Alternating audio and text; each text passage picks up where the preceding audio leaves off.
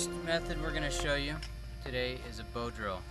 It's a fire by friction method, and there's several different techniques. Peoples all around the world have used this technique for years and years and years, centuries in fact. The technique that I'm going to show you today is an Egyptian technique.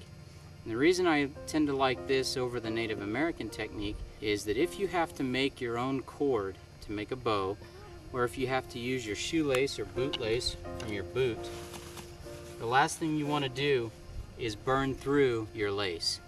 So, the Native American technique of taking their spindle, a straight stick of hard or soft wood, and wrapping it once and putting so much torque in it that it actually flexes the bow to the point where it causes lots and lots of friction and can break down the cord.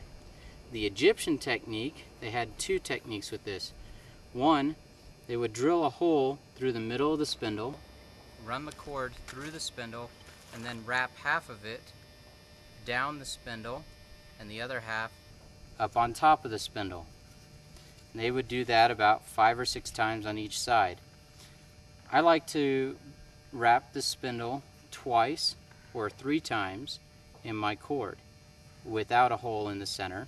This allows the friction of the wraps to spin the spindle even if the bow is not very tight, and therefore not putting as much strain on the cord.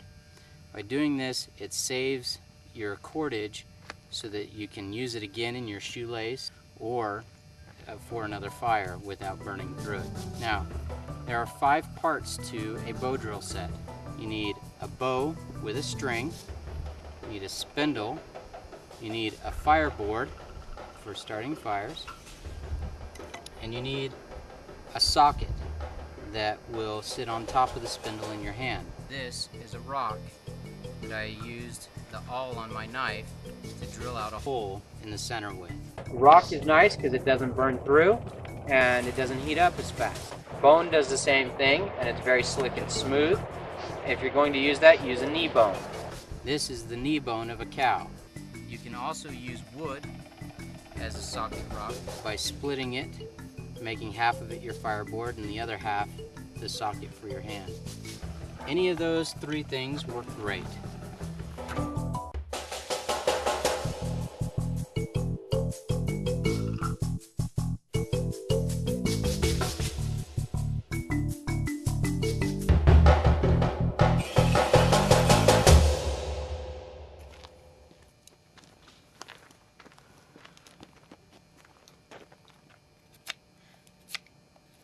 I suggest that the first time you try this, you cut a spindle that is the length of your shin from your knee to the floor. The reason for that is because technique is everything in getting a fire with this. If you don't use the proper technique, you won't be able to get a fire, and you'll waste a lot of expended energy that is unnecessary. This is a K-bar knife. It's a favorite of military personnel. This knife is a foot long. It's a great knife. It's a great survival tool. The problem with this knife is that when you're using it, the blade is so long that if you're out here, you don't have control over the tip or very much leverage. If you're trying to carve with it, this is a very poor place to be carving. You want to do all your work in here close to the hilt of the blade.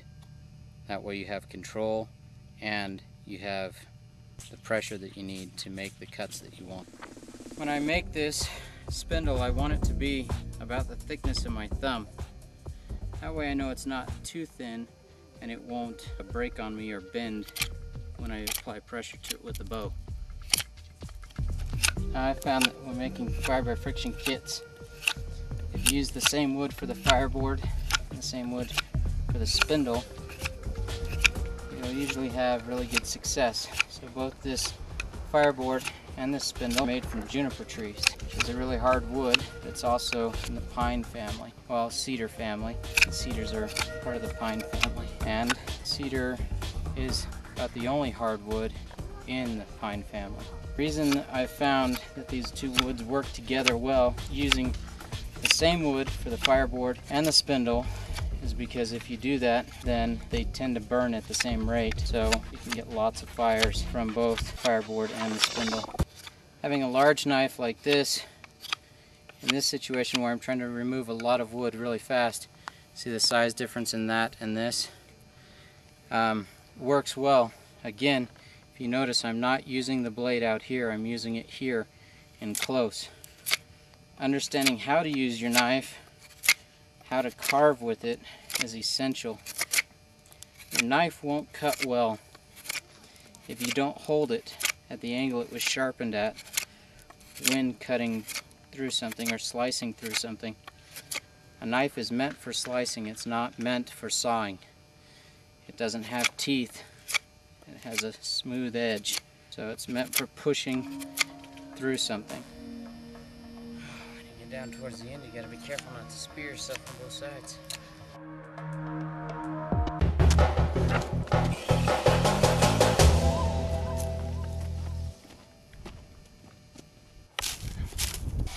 I'm making a fireboard out of a dead piece of juniper.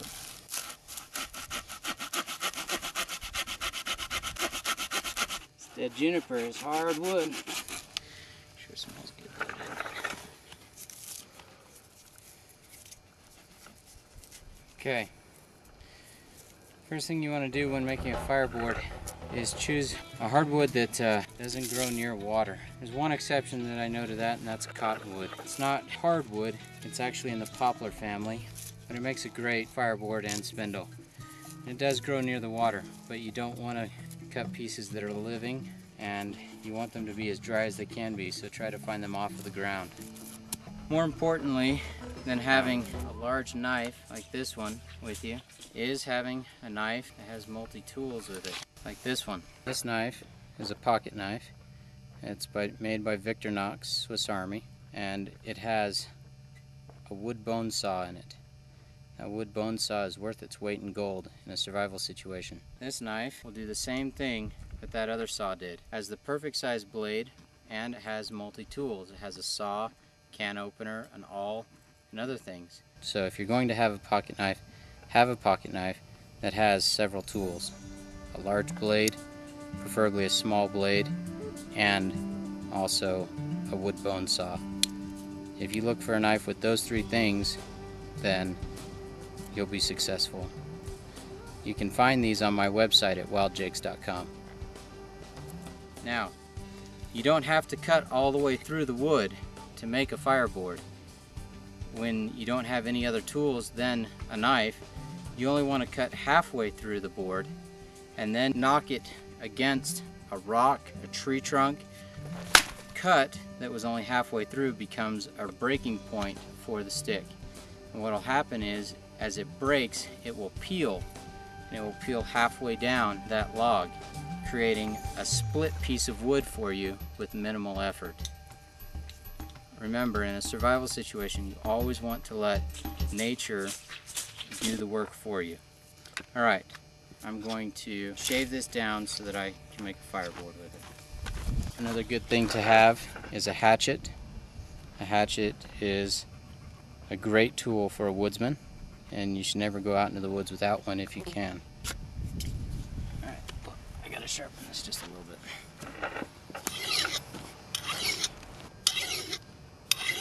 An axe or a knife doesn't do you any good if it's not sharp.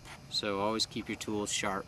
By turning the blade over and sharpening it like this on each side, I'm actually knocking the burr off that I've raised on the blade to get both edges to meet exactly in the middle, making it a very fine razor sharp edge.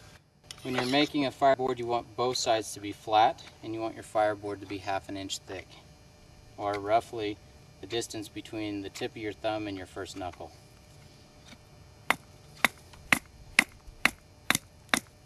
Using a hatchet is the fastest and easiest way to do that.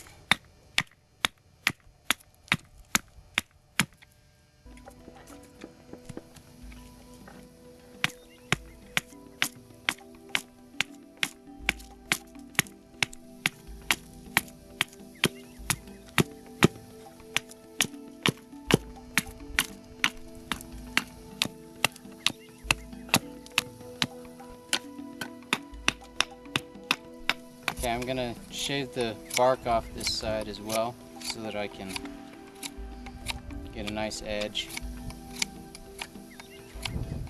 When I'm done here, this board will look, or this fireboard will look like you bought it in a store.